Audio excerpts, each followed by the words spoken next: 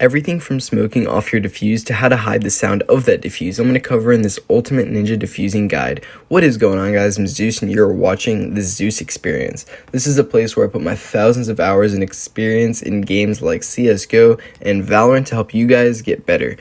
If that sounds cool to you, sounds interesting, make sure you guys subscribe and turn on the bell to get notified when I upload. Now, when it comes to ninja diffusing, sometimes it's better to just try to go for that ninja diffuse than to try to kill everybody. For example, if your whole team is dead and you only have a Spectre, right, you have a way higher chance of winning that round if you just smoke and defuse rather than peeking 4 people at once with that Spectre. They got Ops and Vandals, right?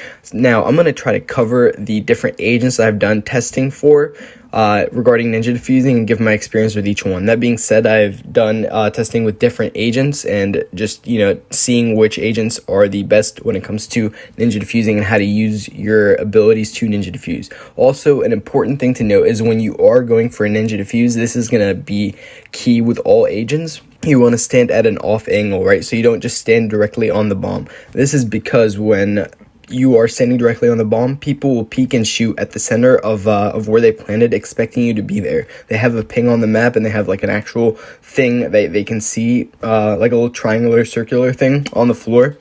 They can see where a bomb is when they peek. But obviously, when it's smoked off, they don't see that. But they can see it on the map, so they're going to shoot right towards the center. And if you're standing there, you're dead. So you want to stand at an off angle, like as far as you can to like a corner, so you're like covered by a wall and you're just like not right directly on the bomb. That's going to give you a higher survivability, right? Now, first, let's start with Sage. Only defuse with the Sage wall if you have a teammate covering you. This is because, according to my tests, if you wall up and start defusing, the other player has enough time to shoot at your wall, break it, reload, then kill you before you have time to fully defuse, right? Sage sucks for ninja diffusing, but you could do it if you have a team or if they are far enough to the point you can at least get like a couple of seconds in before they start shooting at your wall, right? Next, we have Phoenix. You can use the Phoenix wall to cover bomb and defuse. The fire wall will outlast the bomb defuse. However, the Phoenix flash does not cover the sound of the defuse. So you can get that defuse in with Phoenix if you wall and start defusing right away. Next, we have Jet. If you want an ninja diffuse with Jet, you have to start diffusing the second her smoke pops. This is because the diffuse timer is literally like the exact same time as the timer on her smokes, right? You throw your smoke and you start diffusing right away, and that will give you literally the exact amount of time you need to get that diffuse, right? Brimstone smokes last a lot longer than Jet's, so he is a lot easier to ninja diffuse with. Also, regardless who you're playing, you can feel free to throw multiple layers of smokes before the diffuse. You throw smokes close to the bomb to cover you, but don't throw the final one until you're about to defuse for added confusion, right? For example, with Viper, you can add up to 3 layers of smokes before the defuse. The ult can act as 1 layer, the smoke can act as another, and then the wall can be like the final layer, right?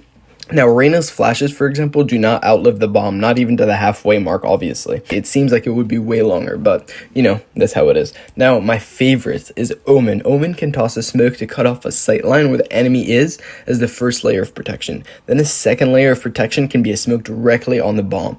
Lastly, Omen can paranoia right where the enemy is, waiting 1 second and then defusing. This 1 second wait allows the paranoia to travel and take effect, eliminating the diffuse sound of the player hit with a paranoia. This player will have absolutely no idea that you are even diffusing. If they push out, they have to push through the first smoke that you threw directly on them to cut off their sight line. Then they have to find where you are and push through the second smoke, and they have no idea that you're diffusing in the first place because that paranoia just cut off all the sound, right?